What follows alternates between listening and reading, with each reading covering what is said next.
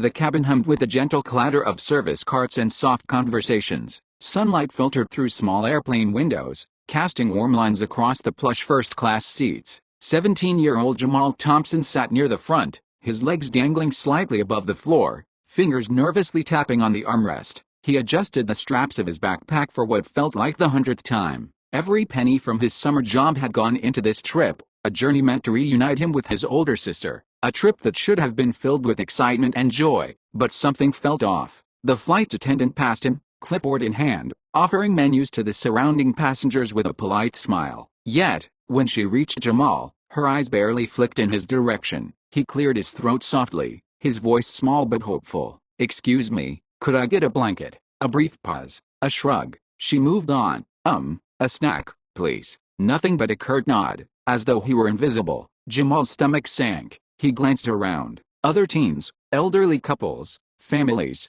they were attended to immediately, men and women smiling as their requests were met. And yet, here he was, left unnoticed. The embarrassment pressed down like a heavy weight. His hands clenched quietly in his lap, fists tight with frustration. He had always believed that respect was earned, yet this felt different. It wasn't about his behavior or manners. It was something deeper, something unfair, something unjust. He lowered his gaze, fighting the urge to retreat into silence, and then the door slid open, and in walked Marcus Sterling, tall, impeccably dressed, and carrying a quiet authority. Marcus didn't need words to command attention. Heads turned subtly as he scanned the cabin, his piercing gaze sweeping across passengers, and then it stopped, on Jamal. Jamal sat frozen, unsure if he should speak or simply hide, but Marcus didn't hesitate. He approached the front of the cabin, his voice calm but cutting through the murmur of conversations. "Excuse me," Marcus said, voice firm. "Why is this young man being ignored?" The flight attendant faltered, a flustered stammer escaping her lips.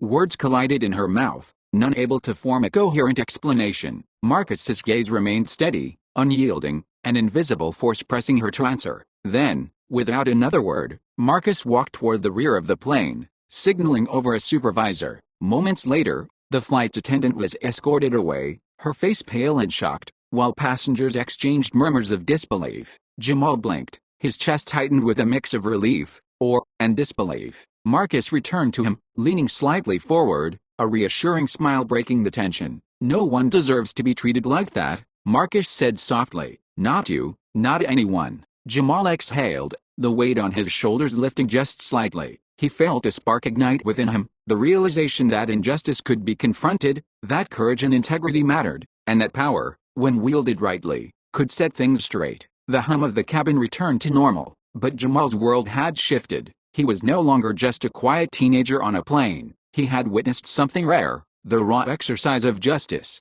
What would you have done if you were in Jamal's place? I worked really hard to bring you this story, so if you're enjoying it so far, please hit subscribe. It really helps me keep going. The initial relief Jamal felt faded as the flight continued. Even after the confrontation, whispers circulated. Curious glances from other passengers felt heavy, some admiring, others judgmental. The cabin, once a neutral space, now seemed a battleground of social hierarchy and latent prejudice. He tried to focus on his book, flipping pages without really reading, but each pass of the flight attendant, now a replacement, reminded him of the invisible walls he still faced. A young woman seated nearby noticed his unease. "I'm Mia," she said softly, sliding her hand across the armrest in a tentative gesture.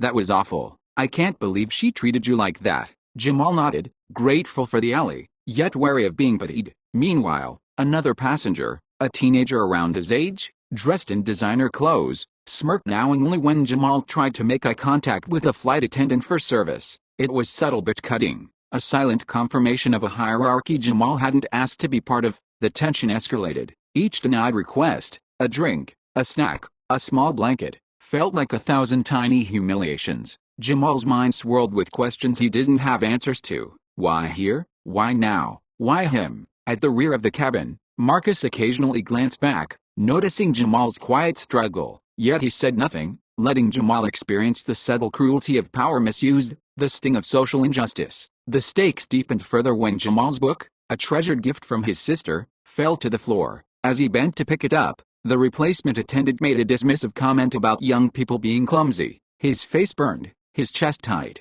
I didn't," he started, but the words faltered under the sneer of judgment. Even Mia, his newfound ally, could only offer quiet support. The humiliation was public, subtle, and deeply personal. Jamal felt his confidence eroding, replaced by a gnawing sense of helplessness. As the plane prepared for mid-flight service, the final straw came. Another passenger received an upgrade snack service, a small gesture, while Jamal was completely ignored. His mouth went dry, his fists clenched, tighter than before. At that moment, the cabin door opened once more, and Marcus Sterling returned, his expression unreadable. Jamal glanced up, hope flickering but uncertainty battling fear, and then the attendant made a comment, loud enough for several passengers to hear, about difficult teens who think they deserve special treatment. A hush fell. Jamal's heart raced. The betrayal stung like ice. This wasn't just neglect anymore. This was public humiliation, a declaration of power over someone who had done nothing wrong.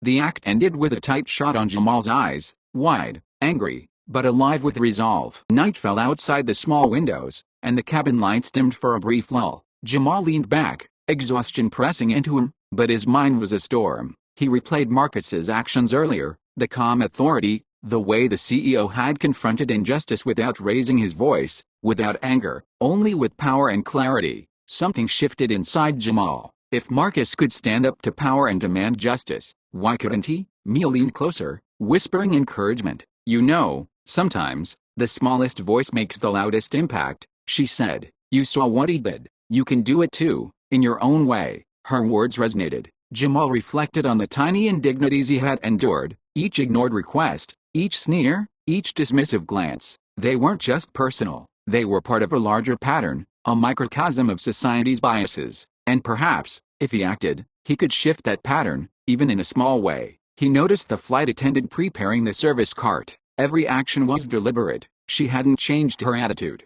But Jamal realized something. Patience and strategy could be more powerful than anger. He formulated a plan in quiet moments of introspection, not revenge, not confrontation for the sake of conflict, justice, integrity. If you were Jamal, would you fight back or walk away? Minutes stretched into tense preparation. Jamal gathered his thoughts, focusing on facts and the support of his ally, Mia. He noticed another cabin crew member whispering to themselves, clearly aware of the tension, a subtle potential ally. The turning point was quiet but decisive. Jamal would not remain invisible. Not now, not ever. He would confront the injustice, but with strategy, the same way Marcus had, but in a manner that suited his own voice. And as the plane descended toward the next flight phase, Jamal's gaze met the attendant's. No words yet, but the spark was there, a micro-rebellion, a preparation for the storm to come. The mid-flight announcement signaled the service shift. Jamal rose, calm but resolute. The replacement attendant approached, offering a tray with a faint smirk.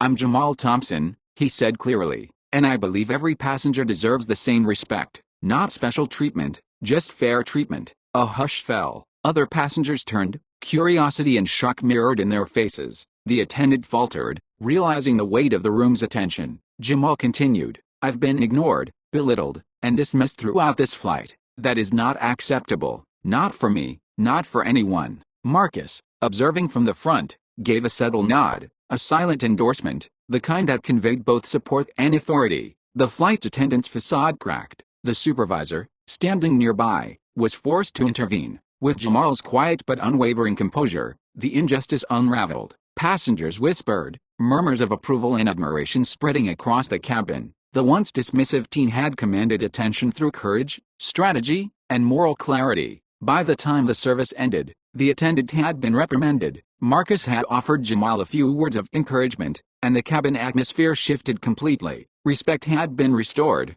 and a lesson in justice had been delivered, publicly, unflinchingly, and permanently. The plane landed. Jamal collected his belongings, the weight of the flight replaced by a newfound confidence. His sister awaited him at the gate, smiling warmly, her embrace grounding him after the storm. I saw what happened, she said softly. I'm proud of you. Jamal smiled, the memory of Marcus's intervention still vivid, but more than that, he carried his own actions with pride. Justice had been struck not just by a powerful CEO, but also by a teenager who refused to remain invisible. In quiet reflection, Jamal realized the lesson: courage, integrity, and speaking up against injustice matter, even in small spaces, even when it feels like no one is watching. Power can be used for good, but it's not always necessary to wait for someone else to wield it. He glanced back at the plane one last time, a soft smile on his face. The world could be unfair, but it was also responsive, if one had the courage to act. What lesson did this story teach you about justice and power?